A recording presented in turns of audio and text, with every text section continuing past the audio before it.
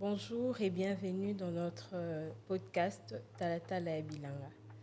Talatala et Bilanga qui est une série d'émissions où on parle de l'agriculture. On parle de l'agriculture saine en République démocratique du Congo.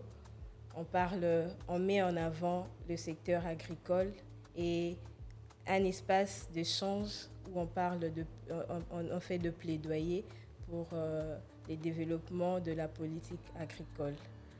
Et dans notre premier numéro, nous parlerons de l'agriculture familiale. L'agriculture familiale qui est une force invisible mais essentielle qui nourrit nos familles, nos marchés, nos villes. Mais concrètement, qu'est-ce que c'est l'agriculture familiale? Quels sont les défis, ses atouts et comment rendre plus fort? Restez avec nous. Dans ces numéros, on va débriefer tout ça avec nos invités. Nous avons avec nous M. Sylvain Toumba, qui est le représentant de la SYNPAF, qui peut nous en dire un peu plus. M. Sylvain, vous pouvez vous présenter. Merci, Madame la journaliste. Et bonjour les auditeurs et ceux qui nous suivent à la télé. Je suis Sylvain Toumba, secrétaire technique du SYNPAF, Comité national pour la promotion de l'agriculture familiale, qui est une plateforme qui réunit les organisations paysannes et les structures qui les accompagnent avec un seul objectif, une seule mission, plaider pour les lois favorables à l'agriculture familiale, qui est en fait une agriculture portée par la famille, qui a un rôle multidimensionnel, à la fois culturel, économique, social et politique. Et c'est ce format-là que nous soutenons pour la République. Voilà. Monsieur Sylvain Toumba est expert en agriculture familiale et ses projets est en collaboration avec la SYNPAF, dont il est le représentant. Nous avons des intervenants avec nous. Nous avons monsieur Sylvain Toumba et madame Rosalie Bouima et monsieur Diani Poueta. Madame Rosalie, vous pouvez vous présenter. Merci beaucoup, Madame la journaliste. Moi, c'est Madame Rosalie Biuma. Je suis la présidente de la Fédération des paysans producteurs agricoles de Kinshasa et membre du conseil d'administration de la Confédération nationale des producteurs agricoles du Congo. Moi-même, je suis petit producteur et j'ai fait plus la culture de riz sur des petits espaces. D'accord, merci. Messieurs Gianni, vous pouvez vous présenter. Oui, merci beaucoup, Madame la journaliste. Je suis Monsieur Diani Poueta, président de la structure Téléma Moussali Bilanga, comme Talatala à Congo. Nous, c'est Téléma Moussali Bilanga. Et je suis aussi producteur. Et voilà. D'accord. Je n'ai pas précisé ça. Moi, c'est Madame Fanny. Donc, voilà. Ma première question. Quand on parle d'agriculture familiale ici en RDC, de quoi parle-t-on exactement? Merci beaucoup, Madame la journaliste.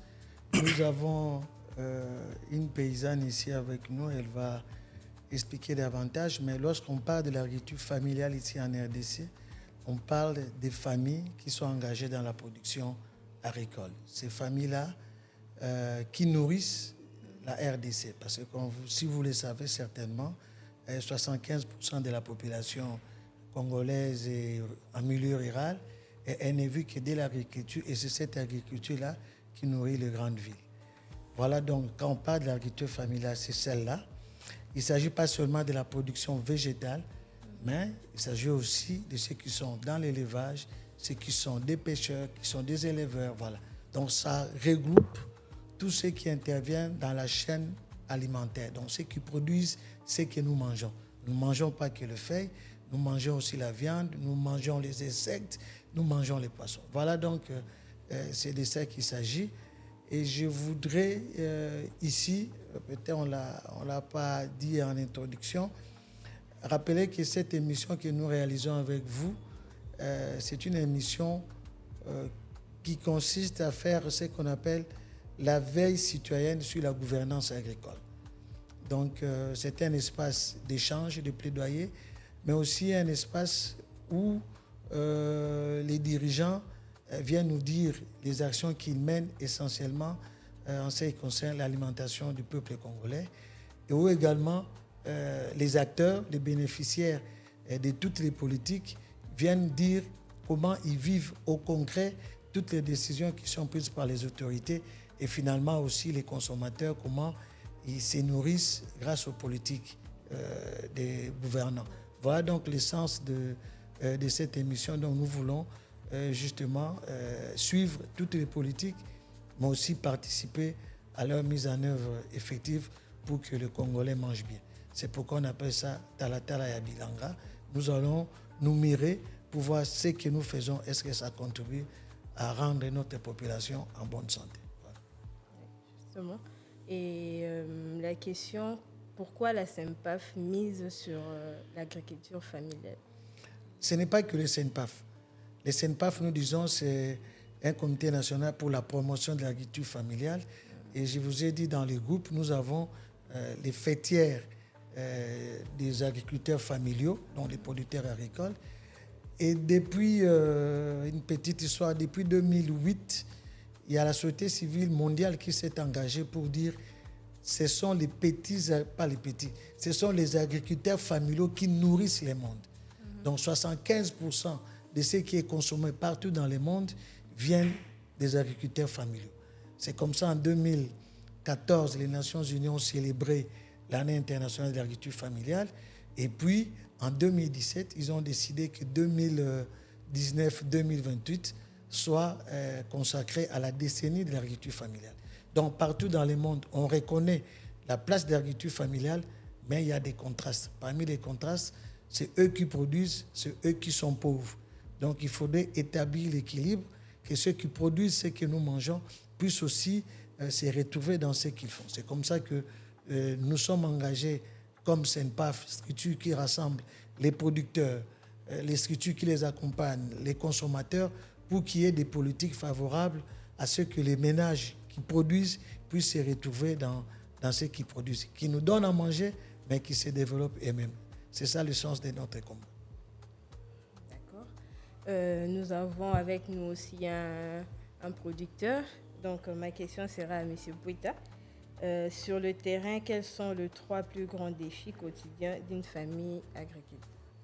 Merci beaucoup. En parlant des défis, il y a vraiment énormément de défis. Mais comme vous avez dit, le 3, aujourd'hui, le défi rencontré dans les terrains, c'est d'abord le défi sécuritaire. Nous avons un grand problème sur le plan sécuritaire. Donc, il y a ce qu'on appelle des spoliations, il y a du conflit de terres, il y a l'absence totale des documents juridiques.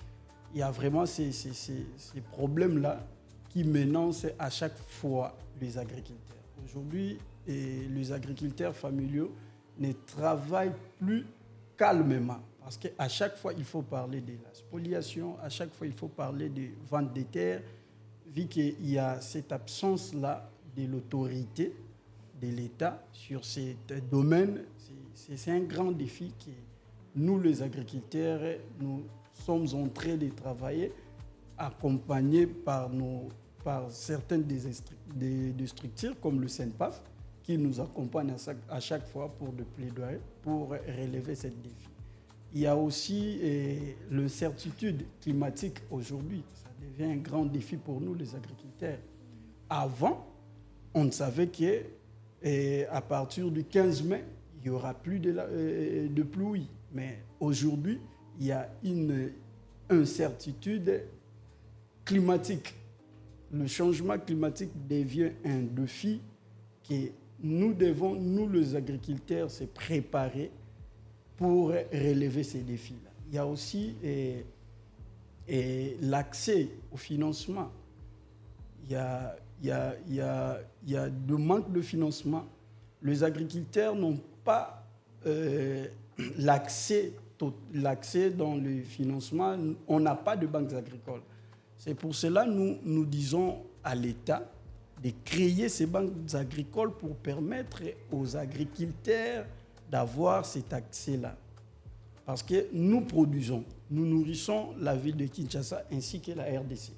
Mais en réalité, Vous allez voir, comme vient de dire M. Sylvain, nous, les producteurs, nous sommes de pauvres. Pendant que c'est nous qui nourrissons la population, mais c'est nous aussi, au contraire, nous devons avoir de la stabilité. Mais aujourd'hui, par manque d'accès, par manque de banques agricoles, qui peut vous donner, vous, agriculteurs, de financement aujourd'hui en RDC? Il n'y en a pas. Cette politique-là, c'est ce que nous travaillons ensemble avec nos structures, ensemble avec les structures d'accompagnement pour relever aussi ces défis-là. Il y a tellement de défis que nous traversons. Il y a le manque des intrants, il y a certains engrais que nous utilisons, il y a certains engrais qui sont interdits. Oui, justement, en tant que structure, quelles sont vos actions concrètes au fait sur le terrain? Oui, les actions, ce sont de plaidoyer, ce que nous faisons ensemble avec les structures d'accompagnement telles que le SENPAF. Nous faisons des plaidoyers. Il y a ce que le SENPAF avait lancé la fois dernière, il y a une livre, les décennies agricoles. Il y a tout là-dedans. Il y a les plaidoyeries sur le plan sécuritaire. Est-ce que cela aboutit aussi jusque-là? Bon, nous sommes en train de travailler sur ça. C'est pour cela que nous disons qu'il y a une absence totale de la politique agricole en RDC. Okay.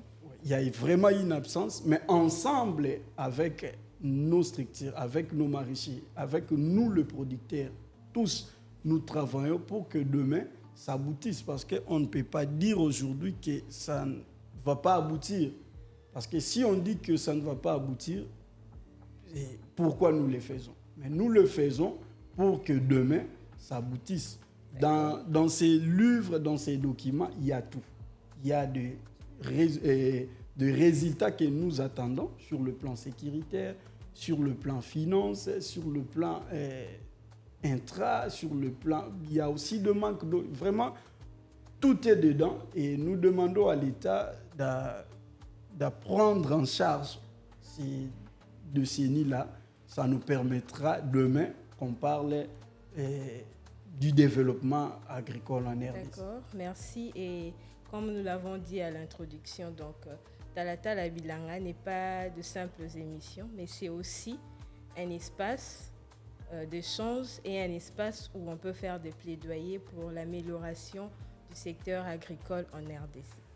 Ainsi, je vais passer la parole à Madame Bouima. Madame Bouima, vous représentez de milliers de producteurs. Quel est le défi majeur pour mener la production jusqu'au marché de Kinshasa? Merci beaucoup, Madame Fanny. C'est comme je vous avais dit à l'introduction que moi-même, je suis productrice. Je suis petit producteur, comme le mission l'a dit, de l'agriculture familiale. L'agriculture familiale, M. Sylvain vous a donné quand même une petite définition. Et très souvent, quand on parle de l'agriculture familiale, nous regardons les petits producteurs.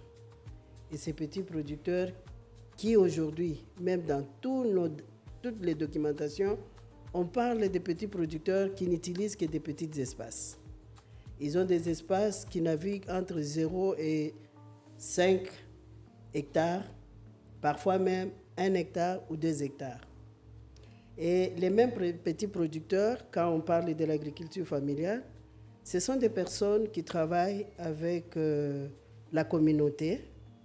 Ils ne font pas face à des grandes mécanisations, parce que par manque de moyens, comme Poeta l'a dit, et ils font des collectes au niveau de leur village pour venir travailler sur un espace donné. Et en plus, quand ils le font, c'est pour pallier à une situation donnée. Les petits producteurs, comme on l'a dit, ce sont des petits producteurs qui ne travaillent que pour des subsistances, des produits de subsistance. Parce qu'à un moment donné, ils ne savent pas comment conserver, ils ne savent pas comment transformer, et ils les font des petites subsistances, des petites productions, juste pour la consommation familiale, et en plus d'ajouter une petite partie pour la commercialisation. C'est ce qui fait un peu la petite différence avec des grands producteurs. Quant à ce que Poète a dit par rapport aux défis, oui, tous les défis. Il a parlé de sécurité foncière. Aujourd'hui, il y a des accaparements des terres. Vous allez trouver un monsieur qui vient, il achète 1000 hectares, 5000 hectares. Allez-y voir au plateau de Batéké. Mais au moment où les petits producteurs en manquent même un espace pour élargir même ces champs. Avec quels moyens? On ne sait pas. Il y a aussi les problèmes des changements climatiques. Aujourd'hui, les petits producteurs, ce sont des grands conservateurs de la biodiversité. Vous allez trouver les petits producteurs ne font pas tellement de grands espaces parce qu'ils n'utilisent pas une grande partie des pesticides. Et tous ces producteurs des grands, je ne sais pas si ici chez nous en RDC ils en existent, parce qu'il y a, les poètes viennent de parler des changements climatiques. Les changements climatiques, c'est quelque chose qui nous vient, qui nous est imposé par les autres qui font le réchauffement des terres. Nous ici, comme nous utilisons des petits espaces, il n'y a même pas des grands pesticides que nous utilisons, nous conservons la biodiversité. Et là, en conservant la biodiversité, nous regardons même tous les produits forestiers non lignés qui sont conservés par des petits producteurs. C'est de là où nous sommes en train d'encourager que l'agriculture familiale, c'est quelque chose qui est une stratégie que les gouvernements peuvent même sauter là-dessus. Et aujourd'hui, quand nous parlons de l'agriculture familiale, on parle en RDC de 80% de la population qui sont agricoles. Ce qui veut dire que nous avons 80% des familles qui peuvent même s'autofinancer aujourd'hui comme des entreprises agricoles, familiales en plus. Et par rapport aux difficultés, je peux peut-être dire que les difficultés sont vraiment majeures comme Poeta l'a dit. Et la grande difficulté aussi nous incombe nous-mêmes, d'abord nous les petits producteurs, nous ne nous reconnaissons pas que le métier que nous sommes en train de faire, c'est un métier qui est vraiment un métier capital. Nous nous négligeons d'abord nous-mêmes, ça c'est déjà un grand défi. Parce que si vous vous mettez en tête pour dire l'agriculture c'est mon métier, je vis de ça, c'est mon entreprise, je crois qu'on ne va pas se méfier de tout ce que nous sommes en train de dire. Il y a aussi les problèmes de difficultés que nous allons parler, c'est les problèmes d'écoulement et les problèmes de transport. Les transports, les petits producteurs restent toujours pauvres. Je crois que vous l'avez soulevé, peut-être c'est Sylvain qui l'a dit. Les producteurs restent pauvres aussi longtemps que ce sont eux qui nourrissent ce pays, qui nourrissent même le monde. Les transports, comment ça se passe ici chez nous? Ce qui est un grand défi. D'abord, il n'y a pas un transport approprié pour les transports de nourriture. Vous allez trouver les transports mélangés. Il y a des animaux, il y a des cultures vivrières, il y a des personnes dans un même camion. Et quand vous passez sur chaque barrière, il y a toujours des taxes que vous payez. Il y a des taxes, quand vous payez ces taxes, ça va retomber au finish au consommateur final. Tout ça, ce sont des défis que nous devons chercher à relever. Et quand nous parlons aujourd'hui des normes, on doit d'abord regarder les normes, comment on doit transporter ces produits. Mais les petits producteurs, ici chez nous, tellement que nous sommes à la merci de nous-mêmes. Donc il n'y a personne qui s'occupe de nous. Même toutes ces politiques qu'on est en train de faire, on parle de l'agriculture familiale. Il y a même la décennie qui a été proclamée au niveau même mondial. Mais ces mêmes petits producteurs sont toujours négligés et abandonnés. Et quand il faut maintenant chercher à nourrir, nous contribuons même, la grande partie du PIB du pays, ça provient de l'agriculture de petits producteurs. Okay. Moi, j'aimerais savoir, vous êtes représentante d'une structure, comment est-ce que par vous-même vous menez des actions pour améliorer la situation de l'agriculture? Oui, il y a beaucoup de plaidoyers que nous sommes en train de faire. Et aujourd'hui, nous avons relevé le problème des pesticides. Les pesticides, il y a des pesticides prohibés et non prohibés. Chez nous, ici, nous avons toute une liste de produits que nous interdisons même à tous nos producteurs de ne pas en utiliser. Et à la place, on nous pose la question, mais fédération, vous venez nous dire de ne pas utiliser tel produit, c'est toxique, mais à la place, qu'est-ce que vous nous donnez? Et comme c'est une grande structure, nous leur avons apporté même des produits bio, des engrais naturels que vous pouvez utiliser. Nous avons des titonias. Moi, ce qui m'avait vraiment un peu impressionné, j'étais à Nairobi, en passant pour aller à Kibumba, et à Kidungura plutôt, je regarde des parcelles clôturées. Et quand vous trouvez une parcelle clôturée avec des titonias, dites-vous que celui-là, c'est un maraîcher. Et quand vous trouvez une parcelle clôturée avec des fausses cannes, vous allez vous dire que celui-là, c'est un éleveur. Okay, justement, c'est la question que j'allais poser pour ici, dans le contexte de Kinshasa. De familles qui ont de petits potagers dans la parcelle peuvent se considérer comme agriculteurs familiales. Oui, ce sont des agriculteurs familiaux parce que, vu d'abord les espaces, c'est un petit espace. Et dans l'agriculture familiale, vous allez trouver la diversification des produits. Quand je parle de la diversification des produits, vous allez voir, il y a les tomates sur une plate-bande, il y a des matembele sur la même plate-bande. Donc, c'est une culture associée. Tandis que quand vous regardez avec des entreprises, ce sont des monocultures. Là, on peut se dire que ce sont des grandes entreprises et ce sont des grands producteurs. Mais nous, comme des petits producteurs, avec des petits espaces, nous arrivons quand même à nourrir tout ce monde ici. D'accord, merci madame. Ma question, je la pose à monsieur Gianni. Comment est-ce que vous faites pour, en tant que structure, comment est-ce que vous faites pour soutenir ces familles qui ont leur plantation et qui souffrent de l'expoliation? Par rapport aux spoliations, moi-même je suis victime déjà de spoliation. Moi qui vous parle, je suis victime de ça. Et ce que nous faisons, d'abord, comme on l'avait dit, c'est d'abord des plaidoyers. C'est d'abord des plaidoyers. Et puis, on ne reste pas seulement dans les documents. Et on fait aussi des descentes de terrain. On part voir les autorités, le ministre, les gouverneurs, ainsi de suite. Et nous, dans ces domaines de spoliation, on ne lâche pas facilement, malgré que ceux qui viennent nous spolier, ce sont soit des militaires, et ainsi de suite. Et ils viennent avec des armes, avec tout consort. Mais on est là, on prend toujours en charge tous ces maraîchers qui sont spoliés et on ne se laisse pas, on continue toujours. Et parfois, je peux donner un exemple comme le site maraîcher de Kisenso. C'est un site reconnu par l'État, mais ce site a été totalement spolié. Aujourd'hui, tous ces maraîchers sont en débandade. Mais on ne se laisse pas aussi comme ça.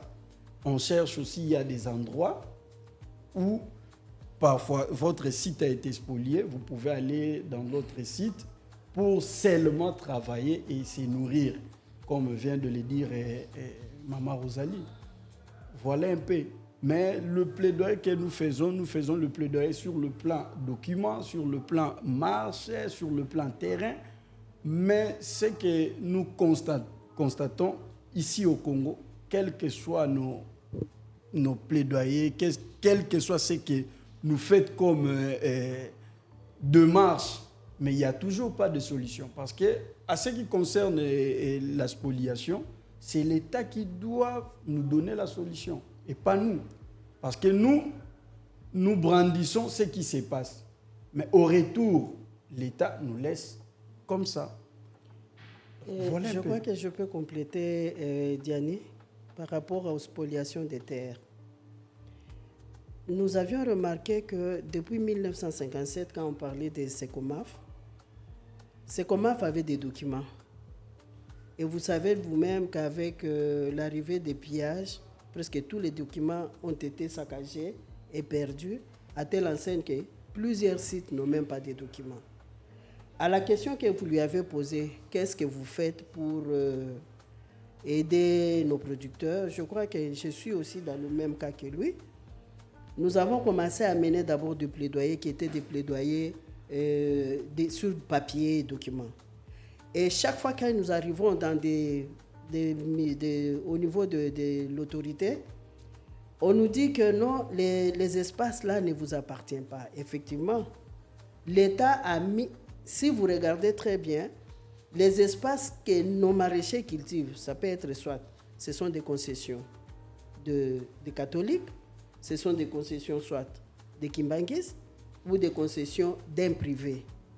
Et mais maintenant, pour avoir les documents, cela nous posait beaucoup de problèmes.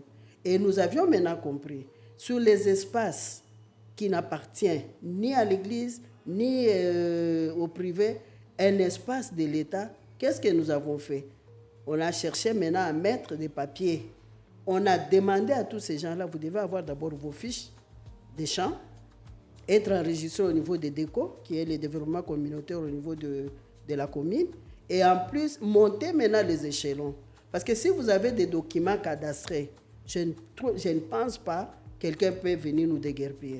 C'était ça l'erreur que nous avions faite depuis tout ce temps. Et on travaillait sur les espaces, on disait, non, l'État va nous sécuriser. Non, l'État ne pouvait pas nous sécuriser tant que lui-même n'avait même pas de documents sur les espaces en question. Et quand nous avions compris cela, nous nous sommes dit, non. Si vous venez aujourd'hui à Kingabo, vous allez trouver la plupart des producteurs, ils ont des documents. Ils ont des documents pour dire, si la personne venait, depuis quelle année que vous avez eu ces documents? Parce que moi, je suis là depuis 1980. Donc, les démarches que nous devons faire aujourd'hui, c'est d'amener à tous nos producteurs vers l'obtention des documents. C'est ça le grand plaidoyer que nous sommes en train maintenant de faire aujourd'hui. Votre espace, vous l'avez acquis, ou bien c'est l'espace du gouvernement. Si c'est l'espace du gouvernement, nous allons faire le plaidoyer pour que le gouvernement mette les documents à notre disposition et sécurise même l'espace. J'entends plaidoyer tout le temps. Est-ce que ça marche vraiment Bon, le plaidoyer, vous savez que le plaidoyer, c'est un long processus. Les plaidoyers, vous pouvez commencer à faire les plaidoyers aujourd'hui. Peut-être c'est dans 2 ans, 3 ans ou bien 4 ans que vous allez trouver des solutions. Il y a ces plaidoyers à court terme, il y a des plaidoyers à long terme, il y a des plaidoyers à moyen terme. Et quand vous regardez les plaidoyers à moyen terme ou à court terme, c'est ce que nous sommes en train maintenant de mener par rapport aux pesticides. On s'est dit, le gouvernement nous dit l'interdiction d'entrer avec tel produit. Et maintenant, nous, on regarde, qu'est-ce que nous devons faire? Nous allons chercher maintenant les produits qui sont à la portée de la main. Il y a les cliniques des plantes qui nous fait maintenant même c'est les biopesticides ou les biofertilisants. Et quand ils nous les font, nous avons déjà résolu une partie des questions à court terme. À long terme, les problèmes des terres, allez-y comprendre. Nous sommes en train de mener vraiment des grandes campagnes pour trouver des documents. Et aujourd'hui, je ne pouvais même pas citer les noms, mais permettez-moi que je les dise. Avec Gilgal, il nous aide. Gilgal, aujourd'hui, vous avez des espaces, il vient, il achète les espaces pour les producteurs. C'est déjà quelque chose, mais ce sont des plaidoyers de longue date. Il vient, il achète. Mais maintenant, à notre tour, comment sécuriser maintenant ces espaces? C'est là où il y a encore un grand problème. On ne peut pas seulement acquiser les autorités qui viennent nous spolier les terres. Parmi nous-mêmes, nous sommes parmi les grands spoliataires. Moi-même qui vous parle, je suis agriculteur, je sais de quoi je parle. Donc nous sommes nous-mêmes des grands spoliataires. Aujourd'hui, tu peux te construire une petite case pour s'abriter contre le soleil ou bien contre la pluie, les intempéries. Demain, c'était le mari qui était là. 3 jours après, c'est la maman qui vient. Une semaine après, ce sont des enfants. Ils viennent et se disent, nous sommes en train de sécuriser notre espace. Et ils commencent à construire. Moi, j'ai commencé à mener des plaidoyers depuis 1980. Et ce que je suis en train de dire, nous avons dit, nous-mêmes, nous avons été à la base. Et quand vous construisez, quelqu'un d'autre vient et dit, ah non, moi aussi je vais construire. Et vous voyez comment nous avons fait partir nos sites à nous-mêmes. Ce que Diani a dit, c'est vrai. Il y a aussi des militaires. Quand ils viennent, ils regardent, non, comme vous avez commencé, eux aussi, ils emboîtent les pas. Donc les problèmes de spoliation ou les problèmes des plaidoyers, c'est quelque chose qui s'est fait à long terme. Et vous savez très bien qu'avec les plaidoyers, Il y a plusieurs étapes à suivre. Dans les plaidoyers, là, il y a plusieurs étapes qu'il faut suivre. Quand je regarde les 8 étapes que je regarde dans les plaidoyers pour que nous arrivions au résultat, ça ne peut pas faire une semaine, ça ne peut pas faire des semaines. Donc c'est quelque chose où il y a, ça nous prend du temps. Et surtout la conscience des dirigeants, la conscience de nous-mêmes producteurs. Qu'est-ce que nous voulons? Où voulons-nous aller?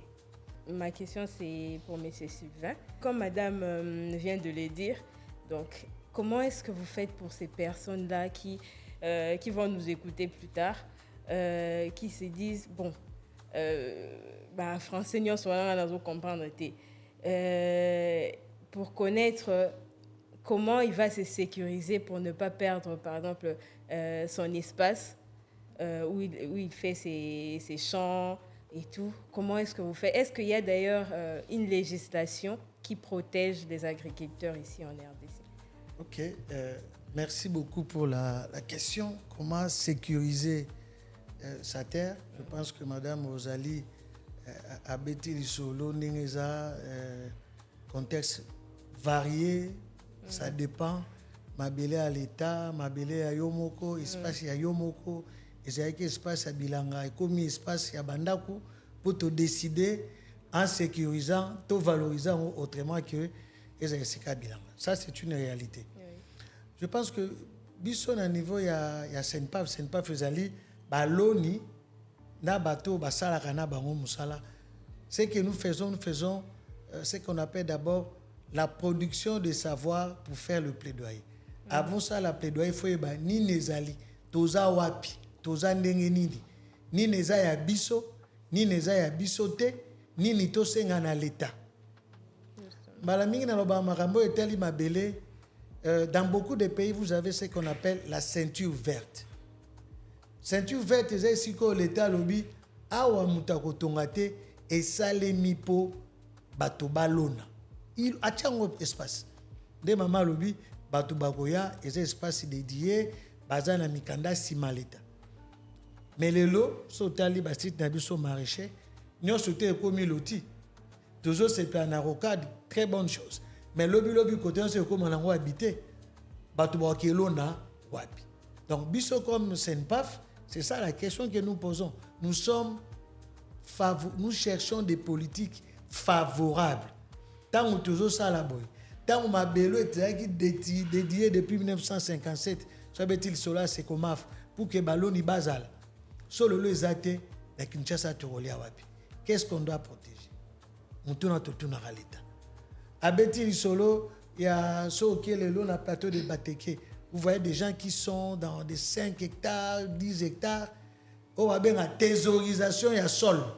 C'est ce que la politique foncière dit. Bazo bomba mabele. Et pourtant, mabele, zana pour sa richesse et sa biologie. Donc, toute cette politique, stratégie foncière à Sika, ça la revue les gars la terre, biso comme Senpaf, toza simanango, toza sa baloni. Il y a toute une dynamique derrière les politiques qui va en sorte que mabele est à la thésaurisée, mabele est au service de l'alimentation de la population. Voilà, Moussa Bio toza Rosal. Totikité, maman lobby toza na décennie agriculture familiale. Ba lobby pendant 10 ans et sengeli ba politique à Malam Salema. Nous avons obtenu du président de la République en 2001 de façon solennelle à lobby, nous adhérons à la décennie d'agriculture familiale. Ce côté les marabnon so ba lobby à passe, il y a 7 piliers. Et ça ba politique foncière pour les agriculteurs familiaux. Tout ça la politique à financement. Ce côté loi agricole ba lobby, il faut banquer ça. Tout ce qui est préambule, il y a loi wa nezo la sabiso ni l'État linga pesa. Sécurité financière, sécurité par rapport aux catastrophes naturelles. Ou bien, comment on appelle ça, les criquets qui arrivent. Mais comment on indemnise le paysan? Quelle est la sécurité autour? Il y a assurance sur le lot, les baby criquet balé. L'État lobby a quoi ça là, on a noté. Moussa n'a pas comme Senpaf de rappeler les engagements réels et puis mobiliser tous les acteurs autour de ça. Voilà le travail que nous faisons et ngai lelo nakoki kosepela po tobengango talatala bilanga eza espace oyo biso te mais baloni bango bazoloba ce qu'ils attendent des autorités bazoloba pe par na bango à responsabilité et c'est là où j'apprécie Maman Rosalie quand elle dit nous avons notre part de responsabilité dans ce qui nous arrive biso mo tozo bebisa biso mo tozo landelate et pourtant si nous sommes unis on peut faire bien des choses donc Moussa biso tozo sala yango si nous voulons sécuriser et sengeli toyeba pour notre likambo yango ozolo n'est pas ya nani boyokani ndenge nini oza na document nini je pense que il existe dans des villages babi que non ba pèse pour une année ba pèse pour 2 ans okosala boye mais kolona ntetete po eza ya yote bon voilà il y a des conditionnalités comme ça qui existent à travers la République et fédération na autre on a Kinshasa ba fédération intérieure peut bazo accompagner ba producteurs agricoles et nous comme SENPAF c'est seulement s'assurer que tout ce qui s'est fait est à garantir sécurité na bango pendant longtemps et c'est aussi garantir avec bango toloba nini tokosenga na l'état c'est ça en fait agenda na biso agenda na biso comme SENPAF tolobi makamba mabele balobi makamba changement climatique aujourd'hui tozo beta c'était makambo etali agroécologie comment na mibeko na biso ya l'état congolais doit dire il y a le changement climatique j'approuve que agroécologie une façon de produire aux consommateurs sur la qualité du sol, la qualité du produit. Il faut quand même qu'il y ait une stratégie nationale et agroécologie. Ça, c'est important. Bazo ça la biopesticides, bazo ça la biofertilisants. Et c'est l'État à soutenir. Parce qu'un paysan qui doit faire les bio, peut-être à Otika Bilanganega, il passe beaucoup de temps à faire ça. Donc, il faudrait que dans la filière, qu'on sente qu'il y a des politiques qui encouragent. Le ministère de l'Agriculture, tout ça, protection des végétaux, pour soutenir par des moyens pour que accompagner les paysans, les pesticides, c'est les consommateurs qui en souffrent, tout ça, maladie belé, on peut parce que il n'y a pas de protection. Il n'y a pas de protection, il n'y a pas d'équipement de protection individuelle.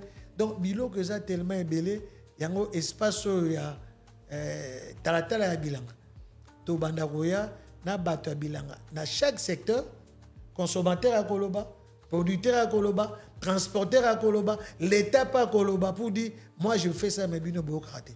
L'objectif est ça moko congolais à la bien. À la bien, abelate pour aller rater, abelate pour aller rabilo ramabe. C'est ça la responsabilité de l'État et c'est le combat que nous avons au niveau de la SENPAF. Ouais, par rapport à prix. Parce que actuellement, quand on voit comment est-ce que les prix sont fixés au marché, donc c'est vrai que la grande partie, il y a biloko to consommer à Kinshasa et à l'intérieur, mais après il faudrait aussi politiquement qu'ils aient mis en place pour réguler les prix. Est-ce que la SENPAF fait l'andelaka yango ou bien ça assez débrouillé en ndenge. En fait, il faudrait dire que maman Rosalie Salobaki yango ba difficulté ba taxe belé nanzela ba barrière belé so ba otimboka ainsi de suite. Je pense que prix est la question il y a dialogue. Prix c'est quand on arrive sur le marché. Mais déjà producteur agricole a été déjà comment on appelle ça influencé dès le départ, puisqu'il n'a pas bénéficié d'un financement, il a déjà vendu la ville prix. Commerçant et Azuyan, tant on a dit que moitié à produit, ce que nous entendons, c'est les camionneurs qui prennent ça. Avant il y a prix, il faut que outil wapi et il y a nzela nini, c'est ça qui fait en sorte que dans la structure des prix, on doit connaître les parcours du produit. Quand on connaît les parcours du produit, on connaît les différents intervenants et on engage le dialogue. Il y a un moment dans la SENPAF, tous en association de consommateurs vivriers. Donc, toutes ces choses-là se discutent. Mais il faut expliquer, c'est le parcours du produit qui existe. Et parfois, le paysan, on a déjà dit, il a perdu. Tant que est commis dans souka et commis débat, il y a des consommateurs. C'est là où nous voulons aussi responsabiliser les consommateurs, pratique pour que lorsqu'il y a un dialogue social autour des prix, que tout le monde comprenne. C'est comme ça, dans le projet, dans Senpaf, on organise un dialogue multi-acteurs pour que chacun ait passe à Mouninga. Pourquoi il y a ça à la rabota? Monsieur Yébité que tracasserie est là. C'est pourquoi il te dit dans son vélo, on a 10, à côté qu'on a 40, parce que sur la route, il y a la tracasserie, il y a des traversées, il y a des jours, parce que nous sommes qui bien. Toute cette réalité-là, parfois les consommateurs ne connaissent pas ça. Donc les dialogues, et ça, les macas, au but de encourager. C'est justement pour que chacun connaisse la difficulté à Batunio, surtout, pour que l'État, à la fin, ait un grand rôle à jouer pour l'infrastructure. S'il n'y a pas d'infrastructure, le produit ne peut pas quitter son lieu de production et aller à consommation. S'il n'y a pas d'équipement approprié, mitouka approprié, sur les Congo que la maraîcher passe, maman va te banane passe sur les outils kuna na chela camion est tondi pour y aller Kinshasa, mais 6 camions, même 8 camions sur 10 et pour faire un zéla makembe poli. C'est vous comprenez ça? Or si nous avions entre Tchela et Kinshasa des dépôts intermédiaires qui garantissent moins durée de vie mouquée et à produit on n'aura pas de problème. Donc c'est vraiment toute une filière et c'est l'essence même de cette émission. Et je crois que par rapport à la structure de prix, les lots oboyés, tozota la likamboya, les mamans manœuvrent, les intermédiaires. Bien que koki kozala déjà tout citoyen tokaboli prix na transporteur, c'est question aussi il y a ko ndenge ya ko remédier nesika. Mais les mamans manœuvrent, ce sont eux qui sont à la base. Et nous devons aussi mener notre grand plaidoyer pour que les mamans manœuvrent, cette filière-là des mamans manœuvrent-là, soit supprimée. Donc, en tout cas, on va mener de toute notre force le plaidoyer. Parce que nous, quand nous produisons, je regarde mes producteurs qui viennent de l'Équateur. Ils arrivent avec les produits. On débarque les produits au beach.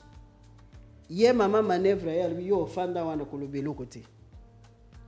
Tu vends les produits ici à combien? Je vends les produits à 40 000 francs. Les sacs de maïs à 40 000 francs. Maintenant client aye pona somba. Abi maman masangwe matitalo. Au somba on a 80 000 francs. Fois 2 hein. Mais lui le producteur qui est venu avec il dit tiens, comment? Moi je lui ai donné à 40. Il me dit de ne rien dire, il vend à 80. Prochainement, quand il va venir, il ne viendra plus avec 40, il viendra avec 80. Et quand il vient avec 80, toi, tu restes calme, lui, il met à 160. Vous voyez maintenant les structures de...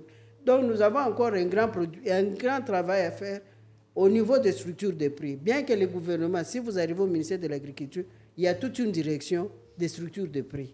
Mais en tout cas, je ne sais pas, tout ce que nous sommes en train de dire, s'ils connaissent cela. Ils peuvent même bien connaître ça, mais la mise en application, c'est ce qui pose problème. D'accord, merci madame. Et je reviens vers M. Sylvain. Pour la famille bien jeune, mon corps, pour ça, c'est lancé par exemple en agriculture familiale. Comment est-ce qu'il va s'y prendre? Quels sont les défis qu'il doit s'attendre à avoir et tout? Comment est-ce que vous pouvez l'orienter? Je pense que Torokende Malembe. Sur le côté de l'agriculture, il faut une filière ni no lingo côté. Ça c'est la première des choses. Le lingo ça bilanga ya nini. Le lingo ça maraîcher, le lingo ça la produit vivier, au ça la manioc, au ça la maïs. En fonction de chaque filière, on identifie avec lui les différents défis. Filière où c'est nini. Est-ce que koki nango? Est-ce que tu as les moyens pour louer? Techniquement, le personnel, le prix. Donc, on réfléchit avec lui parce que, maman lobby, l'agriculteur familial n'est pas un paresseux. C'est un business. Il vit de ça. Il a un rôle multiple. Il a un rôle culturel, il a un rôle environnemental. Donc, c'est un bureau surtout à Yebayango. Yango Bisso comme Senpaf, nous encourageons les structures des jeunes. Nous sommes politiques. Nous encourageons les structures des jeunes. Nous encourageons les associations. les fédérations comme Maman est là avec FEPAKIN, l'association à jeunes. Mais notre souci, est-ce qu'il existe des mesures incitatives pour aider les jeunes sur le plan politique? Est-ce que l'État a soutenu? Comment l'État soutient? Parce qu'aujourd'hui, un grand défi, c'est la vieillesse de la main-d'œuvre. Ce qui j'ai dans mon village aussi à Roya Kinshasa. Donc, l'agriculture, le développement agricole va avec le développement de la ruralité. Environnement en Union, on a vendu, où ils permettent un salam. Donc, nous, comme SENPAF, nous réfléchissons un peu comme ça. Au-delà, on dit quels sont les moyens qui garantissent qu'un jeune, lorsqu'il commence, il va jusqu'au bout. Il y a des gros projets qui ont existé pour soutenir les jeunes. On ne va pas faire le bilan de tout ça aujourd'hui. Mais ce que nous disons, tous les projets, par exemple, qui disent nous avons un appui sur le jeune, nous avons une édition pour dire comment politiquement ces projets ont été mis en place, impact dans les jeunes qui ont bénéficié de ce projet viendront vous dire comment ils ont évolué. Voilà donc ce que je peux te dire à ce stade. Nous, c'est vraiment orienter les structures d'accompagnement sur ce qu'ils doivent faire pour que les jeunes basal. Nous-mêmes, SENPAF, on ne descend pas pour accompagner les jeunes, mais nous réfléchissons avec les organisations sur les bonnes politiques pour qu'un jeune, lorsqu'il entre, qu'il aille jusqu'au bout et qu'il se retrouve. Azala, agripreneur, donc il y a beaucoup de choses comme ça qui ont été faites. D'accord, merci beaucoup. Merci beaucoup, M. Sylvain. Et vous qui nous suivez, moi j'ai compris que donc, l'agriculture familiale est un pilier aussi pour le développement économique du pays. Oui, je voulais, avant de finir cette première émission, remercier d'abord Maman Rosalie de la FEPAKIN. FEPAKIN fait partie de la CONAPAC. La CONAPAC est membre du SENPAF. D'avoir accepté d'honorer cette première série, cette émission, ce podcast qui commence sur Talatala Bilanga. Remercier aussi Poeta qui représente la jeunesse. C'est pour dire que cette question, comment les jeunes doivent, il était bien placé pour répondre, mais il a aussi donné les défis. Nous voulons remercier AFSA qui est notre partenaire, qui nous soutient dans ce projet, qui est un projet qui consiste à mobiliser la population, la communauté pour une alimentation saine, équilibrée et culturellement acceptée, produite grâce à l'agroécologie. Voilà donc la vision que nous avons par rapport à AFSA. AFSA nous accompagne. AFSA n'est pas seul. Il y a Agrimedia qui est aussi notre partenaire avec qui nous avons signé un partenariat pour justement amener la communauté à l'information et à solo sur ce qui s'est fait sur le terrain, comment les gens vivent les politiques et comment les gens réussissent dans un contexte difficile au Congo. Nous avons un agenda important dans le cadre de l'émission, c'est des politiques favorables. La première politique, c'est justement dessiner l'agriculture familiale et l'endosser au niveau du gouvernement. Nous remercions les ministres et les présidents de la République pour les engagements, mais nous voulons vraiment qu'il y ait des appuis réels, une cohérence dans l'appui à Pabajène. Nous voulons aussi annoncer, Mme Tolobi et agroécologie, nous voulons une nourriture saine, culturellement acceptée. Donc, nous organisons chaque année le Festival des aliments traditionnels et locaux. C'est le prochain, la prochaine édition, c'est le mois prochain, au mois d'août. Donc, tu vas inviter Badou Soubaya, Bamon Nandenge, Biloko Mboka, et Zolambama, Baye, ba valeur nango, parce qu'il n'y a que ça qui sauve. Surtout le souverain alimentairement, nous devons apprendre à aimer ce que la nature nous a donné. Donc voilà le travail que nous faisons. Nous remercions tout le monde. Vraiment, je pense que les autres émissions serviront vraiment la communauté à connaître ce qui se fait na bilanga. Tolobi bilanga zara matitité, tolobi pêche, tolobi pe éleveur, photo kapé bango. Merci. Merci à tous de nous avoir suivis et on s'est dit à la prochaine.